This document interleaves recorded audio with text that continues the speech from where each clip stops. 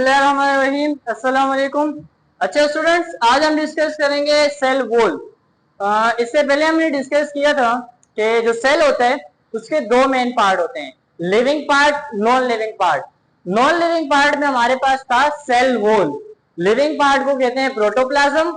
उसके तीन पार्ट्स होते हैं, न्यूक्लियस, सेल मेम्ब्रेन, साइटोप्लाज्म।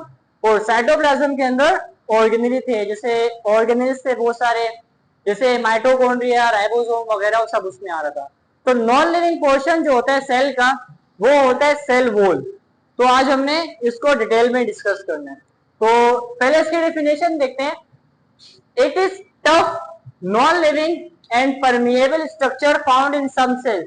सबसे पहली चीज, सेल वॉल होती है टफ, ये सख्त होती है, हार्ड होती है, और नॉन लिविंग होती है, तो पहले से हमने डिस्कस कर लिया। इसके बाद ये परमिएबल होती है।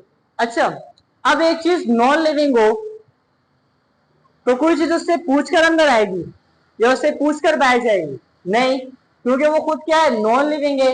तो सेल वॉल जो होती है हमारे पास, वो होती है नॉन लिविंग। तो अगर किसी चीज ने अंदर आना हो सेल वॉल से, तो वो इससे इजाजत नहीं लेती, क्योंकि ये तो नॉन लिविंग है।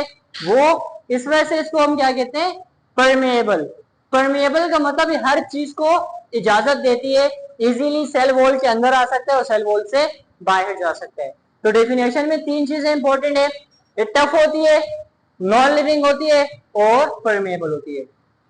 इसके बाद जो सेल वॉल है वो बहुत सारे हमारे पास जानवरों में पाई जाती है, जिसमें हमारे पास सबसे पहले आते हैं प्लांट्स। प्लांट्स में जो सेल वॉल पाई जाती है वो बनी होती है सेलुलोज से। बैक्टीरिया में जो पाई जाती है वो बनी होती है पेप्टिडोग्लाइकेन से। पेप्टिडोग्लाइकेन क्या होता है, जब शुगर और अमाइनो एसिड को हम ऐड करते हैं, कंबाइन कर दें, तो हमारे पास एक मटेरियल बनता है जिसे हम कहते हैं पेप्टिडोग्लाइकेन। इसके बाद है फंजाई। फंजाई की सेल वॉल बनी होती है प्रोटीन, ग्लूकेन और काइटिन से।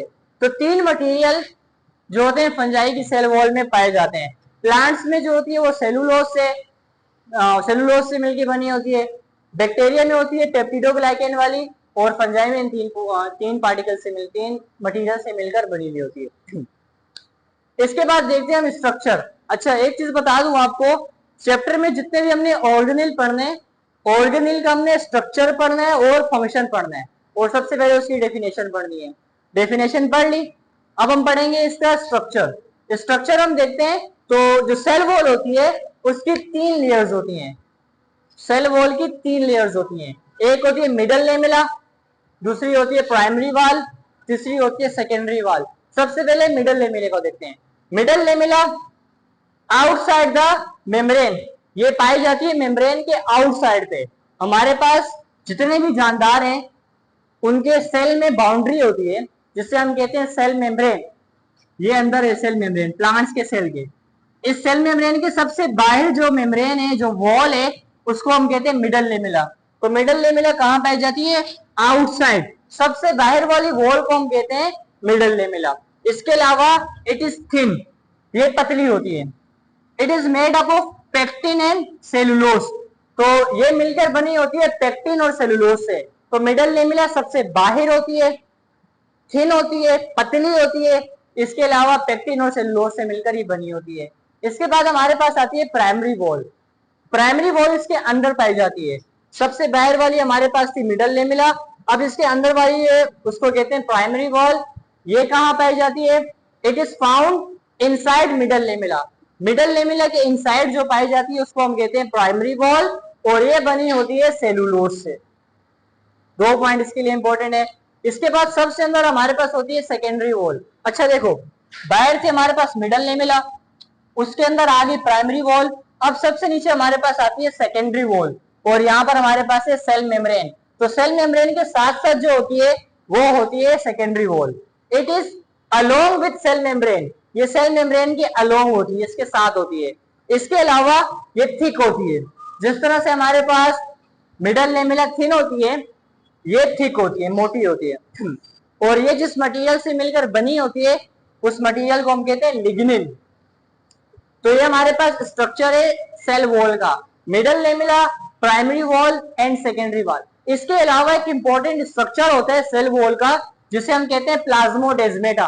यहाँ पर आप देख रहे हो इस पूरे पोर्शन में सेल वॉल नहीं है, इस पूरे पोर्शन में भी सेल वॉल नहीं है, इस पूरे पोर्शन में भी सेल वॉल नहीं है। प्लांट्स के अंदर सेल वॉल आती कहां से? प्लांट्स के अंदर का जो लिविंग पोर्शन है जिसे हम कहते हैं प्रोटोप्लाज्म, वो बनाता है सेल वॉल का मटेरियल, फिर उसको अपने से अंदर से बाहर भेजता है। अंदर मटेरियल बनता है, वो बाहर आके डिपॉजिट होता है और यहाँ पे वॉल बनाता रहता है। कुछ ऐसे पार्ट होते हैं जहां पर वो मटेरियल डिपॉजिट इकट्ठा जमा नहीं हो पाता, अंदर का मटेरियल बाहर जब आता है तो वो यहाँ पर स्टोर होता है। कुछ पार्ट्स में वो स्टोर नहीं हो पाता तो वो पार्ट फ्री रह जाते हैं। इन पार्ट्स को हम कहते हैं प्लाज्मोडेस्माटा। यहां से सेल इजीली कम्युनिकेट कर सकते हैं दूसरे सेल के साथ, तो इसको हम कहते हैं प्लाज्मोडेस्माटा। एमसीक्यूज के लिए मोस्ट इंपोर्टेंट है। इसके बाद हमारे पास आ जाता है सेल वॉल का फंक्शन। इसका मतलब होता है वर्क या काम। सेल वॉल का क्या काम होता है, क्या फंक्शन होता है?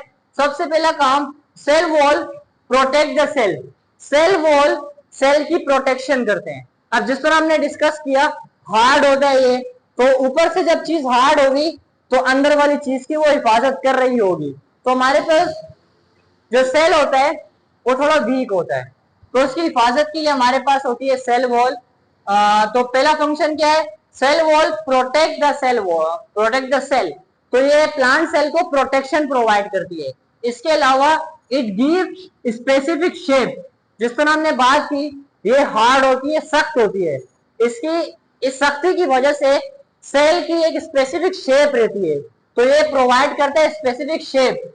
इसके अलावा सख्त होती है तो ये प्रोवाइड करता है सपोर्ट। तो तीन चीजें प्रोवाइड की जाती हैं हमारे पास फंक्शन के तौर पर सेल वॉल की। पहली चीज, ये प्रोवाइड करते हैं प्रोटेक्शन। दूसरी चीज, ये प्रोवाइड करते हैं स्पेसिफिक शेप या स्ट्रक्चर। और तीसरी चीज, ये हमारे सेल को सपोर्ट प्रोवाइड करता है, प्लांट्स को सपोर्ट प्रोवाइड करता है। तो ये हमारे पास है ऑल अबाउट सेल वॉल। पहले हमने क्या डिस्कस किया? सेल वॉल की डेफिनेशन।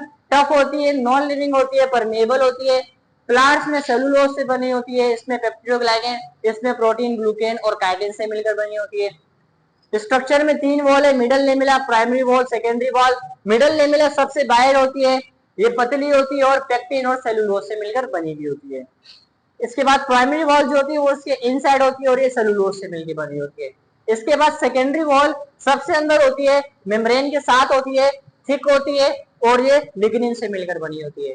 प्लाज्मोडेस्माटा वो पोर्शन होता है जहां पर सेल वॉल नहीं होती।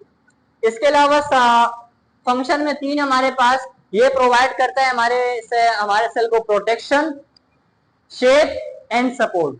तो ये हमारे पास ऑल अबाउट सेल वॉल।